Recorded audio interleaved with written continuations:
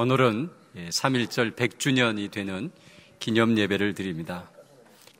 100년이 되는 이런 시점에서 우리가 3.1운동을 어떻게 바라봐야 되는지 다시 한번 생각해보는 시간을 갖는 것은 너무나도 소중한 일입니다. 교회가 이 나라에 끼치는 영향력이 무엇일까 생각해 봐야 됩니다. 이 민족 가운데 교회는 왜 필요한가?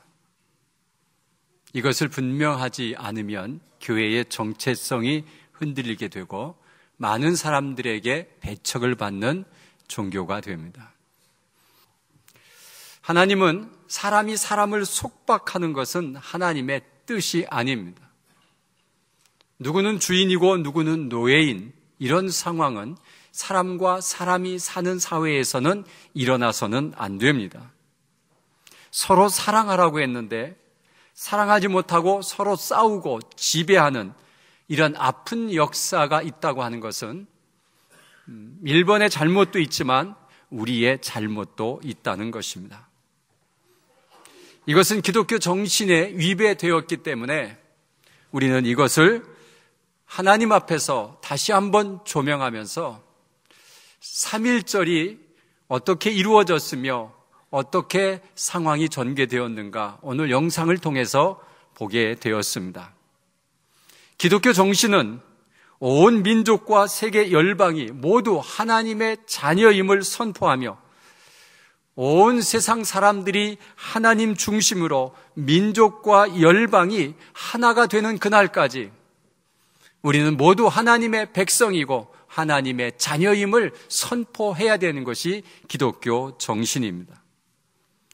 그래서 나라와 나라가 싸우지 않고 사람과 사람이 서로 갈등과 싸움이 없는 세상을 만들어가는 것, 그것이 우리가 해야 할 신앙의 자세입니다. 그래서 우리는 3.1절 운동 기념 예배를 드리면서 우리가 다시 한번 생각해 봐야 됩니다.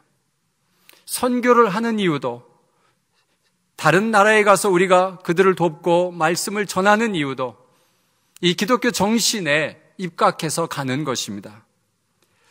3.1운동은 기독교가 주도했습니다. 그리고 타 종교와 연합하며 교회가 민족을 위해서 존재해야 하는 존재의식을 확실히 심어준 사건입니다. 기독교가 외래 종교라고 그렇게 배척받았던 그런 상황 속에서 이 3.1운동을 통해서 교회가 민족 종교로 자리매김하는데 큰 역할을 감당한 의미 있는 사건이 3.1절 운동이었다는 사실입니다. 그래서 오늘 우리는 3.1절 100주년을 맞이하며 회상하면서 우리를 회복시키신 분이 하나님이심을 우리는 다시 한번 깨닫고 감사해야 합니다.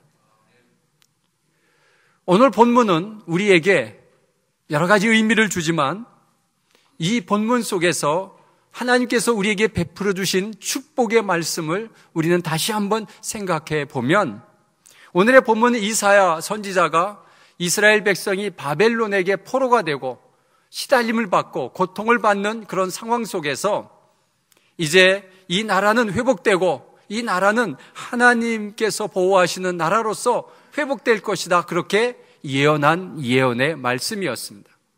그 예언은 그대로 이루어졌습니다. 예수 그리스도가 이 땅에 오셔서 회당에 가서 누가복음 4장 17절에서 19절의 말씀을 읽어 내려갔습니다. 그것이 오늘 이사야서 61장 1절에서 3절까지의 말씀을 그대로 읽으면서 오늘 이것이 이 땅에 응하였다라고 24장 21절에 말씀하고 있습니다. 예수님이 하신 말씀은 무엇이냐 하면 우리 인간은 죄의 노예로 잡혀 있습니다. 그래서 자유함이 없습니다. 죄 때문에 우리는 힘들어하고 고난받고 어렵습니다. 예수 그리스도가 이 땅에 오셔서 자기가 우리의 죄를 위해서 십자가에 지심으로 우리는 죄에서 자유함을 잇는 그런 특혜를 누리는 그 역사를 이루기 위해서 이 땅에 오신 예수님, 그가 와서 오늘 이사야서 61장 1절에서 3절을 읽으면서 오늘 이 말씀이 오늘 이곳에 이루어진다라고 말씀하셨습니다. 놀라운 사실은 오늘 이사야서 61장의 이 사건이 지금 우리 현재에도 우리 나라에게 이루어진 이 놀라운 은혜를 우리가 다시 한번 점검해 보면, 여러분 오늘 1절에 이렇게 되어 있습니다. 주 여호와의 영이 내게 내리셨으니 라고 되어 있습니다. 여러분, 여호와의 영이 한국에 내렸습니다. 그리고 이 민족에게 기름을 부으시고 선택하여 주셨습니다. 그 선택의 증거가 세계에서 가장 가난한 나라에서 복음의 아름다운 소식을 전해 주심으로 인해서 이제는 그 아름다운 소식을 세계에 전파하는 그 놀라운 축복을 우리에게 주셨습니다. 일제의 아픔과 6.25의 전쟁을 통해서 마음의 상한 자가 너무 많았습니다. 그동안 100년 동안 그 모든 것들을 하나하나 고쳐주셔서 마음의 상한 자가 고침을 받기 시작했습니다. 그리고 포로된 자가 자유함을 주셔서 독립을 하게 되었습니다. 독립을 위해서 감옥에 갇혔던 자들이 다 노임을 받았고, 그래서 평화롭고 자유로운 삶을 받게 되었습니다. 2절에는 은혜의 해를, 보복의 날을 선포하며 슬픈 자를 위로해 주었습니다. 은혜의 해라는 것은 희년을 얘기하는데 50년 만에 이스라엘은 희년이 선포되면 종으로 있던 사람들이 다 풀려나고 빚진 자도 갚지 않아도 되고 또 내가 얽매였던 모든 것들이 하루아침에 다 풀어지는 그 은혜의 해를 선포하는 것이 은혜의 해 희년입니다. 이것을 하나님께서 만드신 이유는 50년 동안 살아보니까 빈부의 격차가 너무 나고 누구는 지배하고 누구는 지배를 받고 이런 세상이 되었습니다. 하나님께서 50년 만에 한 번씩 이런 거 모두 없애라. 그리고 모두 평등하다. 경제도 평등하고 지위도 평등하고 이제는 모두 처음부터 다시 시작한다라고 하는 것이 희년의 선포입니다. 이 희년을 지키는 나라는 없습니다. 이스라엘도 지금 지키지는 않습니다. 그러나 성경은 이 희년을 분명히 이야기하고 있으며 이 희년을 통해서 갇혀있던 사람, 억눌린 사람들이 모두 평화를 누리는 그런 멋진 희년의 선포한 지 벌써 2번째 100년이 지났습니다. 그리고 보복의 날이라고 하는 것은 내가 원수를 입었던 것을 갚아지는 그런 보복이었는데 하나님께서 원수의 목전에서 상을 베푸신 것처럼 이 나라를 부강하게 하심으로 수많은 나라들이 이 나라가 어떻게 축복을 받느냐, 어떻게 저렇게 복을 받는 나라인가 부러워하며 그것이 보복으로 되어지는 그런 현상을 우리는 느끼게 되어 있습니다. 또 3절에 보니까 우리의 슬픔을 바꾸어 주시는 하나님이라는 것입니다. 3절을 통해서 우리가 정말 힘들고 어려운 삶을 살았습니다. 그 어려운 사람은 슬퍼하는 자에게 화관을 주었고 그 죄를 대신하여 희락과 기쁨을 주었고 슬픔을 대신하여 찬송의 옷을 입히셨고 근심을 대신하여 그들이 의의 나무 곧 여호와께서 심으신 그 영광을 나타낼지라 일컬음을 받게 하려 하심이라. 정말 고난과 슬픔 속에서 하나님께서 주시는 영광을 받는 그런 나라로 바꾸어 주셨습니다. 그러면서 4절에는 이 땅을 회복시키는 것을 말씀하는데 오래 황폐되었던 곳을 다시 쌓을 것이며 옛부터 무너진 곳을 다시 일으킬 것이며 황폐한 성읍 곧 대대로 무너져 있던 것들을 중수할 것이며 하나님은 이 땅을 다시 회복시켜서 100년 만에 이런 멋진 나라를 만들어 주셨습니다. 정말 세계에서 으뜸이 가는 그런 나라로 만들어 주신 그 은혜가 이사야서 61장에 기록되어 있다는 사실입니다. 또 5절에는 더 놀라운 것은 외인은 서서 너희의 양떼를 칠 것이며 이방 사람은 너희 농부와 포도원 지기가 될 것이다. 지금 이 사건이 우리나라에 이루어지고 있습니다. 외국인 노동자들이 우리나라에 물밀듯 들어와서 우리의 힘들고 어려운 일들을 다 감당하고 있습니다. 이런 축복이 우리에게 계속해서 이루어지는 것을 보면서 이 이사야 선지자가 예언한 것이 오늘 이 시대에도 이루어지고 있음을 우리는 생각하게 됩니다. 6절에 보니까 오직 너희는 여호와의 제사장이라 일컬음을 받을 것이라 사람들이 너희를 우리 하나님의 봉사자라 할 것이다. 여러분, 우리 민족은 예수를 잘 믿는 민족입니다. 인구의 21%라고 아까 영상에 말했던 것처럼 참 많은 사람들이 예수를 믿는데, 작년 통계청에 의하면 가장 많은 수의 종교가 기독교라는 것이 통계청으로 발표가 되었습니다. 그전엔 불교였습니다. 그런데 우리 젊은이들이 부모님이 불교라고 해서 자기도 불교라고 적지 않습니다. 자기는 무교라고 당당히 적습니다. 우리 기독교인은 기독교인이라고 적기 때문에 기독교가 우리나라에 제일 많은 종교로 자리매김을 했습니다. 그리고 세계 선교를 주관하는 나라입니다. 세계 선교사를 얼마나 많이 보냈는지 모릅니다. 중국에서 우리 한국의 선교사를 지금 추방하고 있습니다. 추방하는 수를 보면서 우리가 놀랍니다. 아니, 중국의 선교사가 저리 많이 가 있을까라는 생각을 갖습니다. 여러분, 세계 선교를 주도하는 나라, 그 나라가 제사장의 나라가 아니겠습니까? 또 하나님의 봉사자라 할 것이라 하는 이 봉사자, 우리나라는 경제가 부흥되면서 수많은 나라에 여러 단체를 보내서 어렵고 힘든 사람을 도왔습니다. 수많은 돕는 단체들이 얼마나 많이 있는지 모릅니다. TV에 보면 수많은 단체들이 계속해서 광고를 할 때마다 우리는 마음이 아픕니다. 아프리카에 못 사는 그런 모든 사람들을 돕자고 하는 캠페인이 계속해서 온 광고를 다 쥐어쓰고 있는 것을 보면서 이 나라는 하나님의 봉사자라 말해도 될 만큼 수많은 보조를 외국에 보내고 있습니다. 얼마나 놀라운 일입니까? 여호와의 제사장이라 하나님의 봉사자라 이렇게 칭해 주신 것, 이것은 지금 시대의 한국을 이야기하고 있는 것 같습니다. 7절에 보니까 너희가 수치 대신에 보상을 100배나 얻으며 능욕 대신에 몫으로 말미암아 즐거워할 것이라. 그리하여 그들을 땅에서 갑절이나 얻고 영원한 기쁨이 있으리라.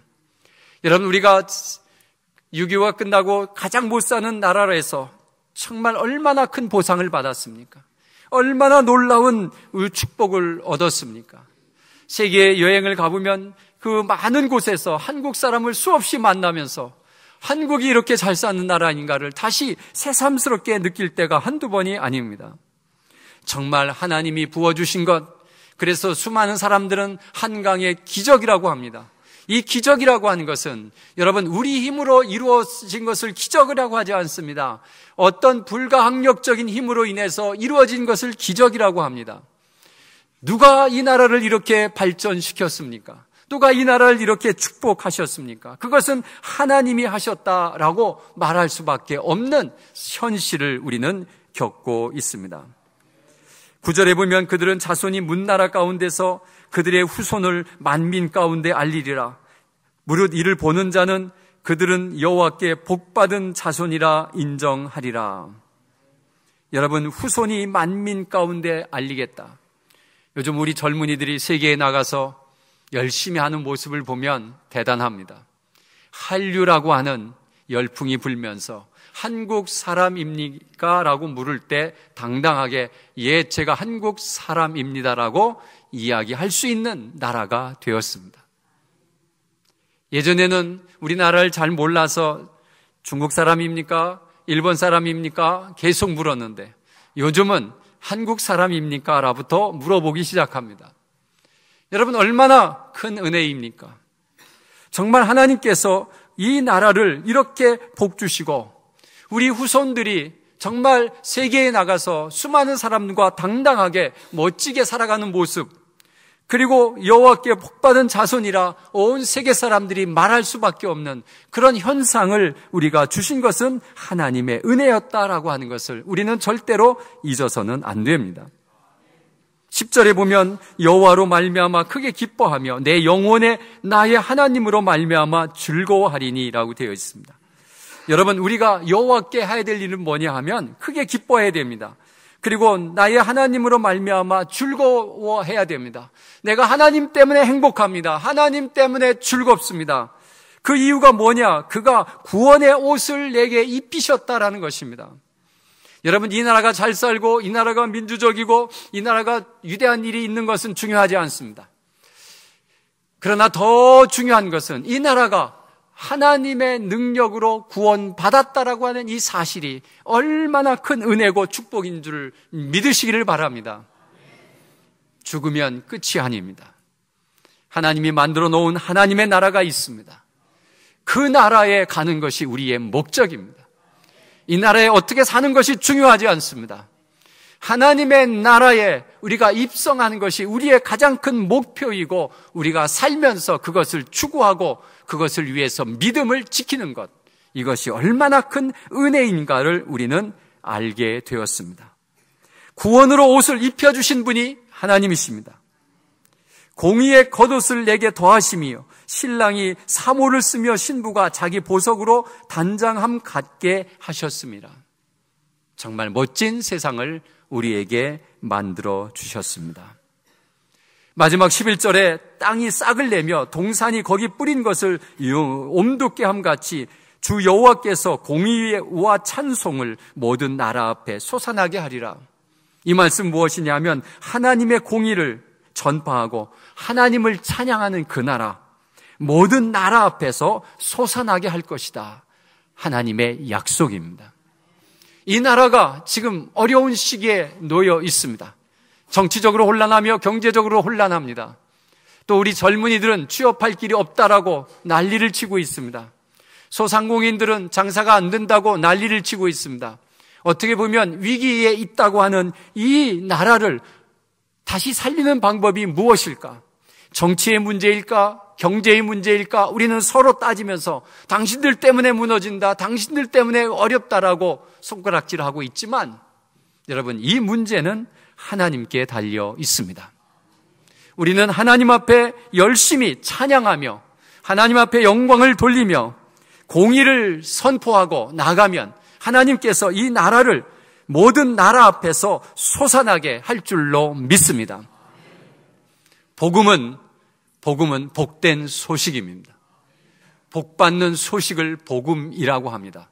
왜냐하면 그 복음은 정의롭고 사람이 어떻게 행복하게 사는가를 가르쳐주며, 그렇게 살아갔을 때 이 땅에 행복한 삶을 살도록 만들어주는 것이 성경 말씀의 복음입니다.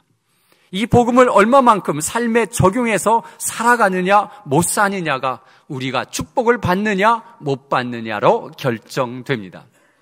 구약 성경은 그것을 계속해서 이야기하고 있습니다. 하나님 앞에 잘 살 때 하나님께서 보호하셔서 부강한 나라가 되었고, 하나님이 손을 떼었을 때 그 나라는 금방 포로가 되는 그런 놀라운 역사의 반복이 구약의 성경입니다. 이것을 우리가 알면서도 이 민족은 하나님을 자꾸 버리려고 합니다. 하나님이 뭘 도와줬냐라고 말합니다.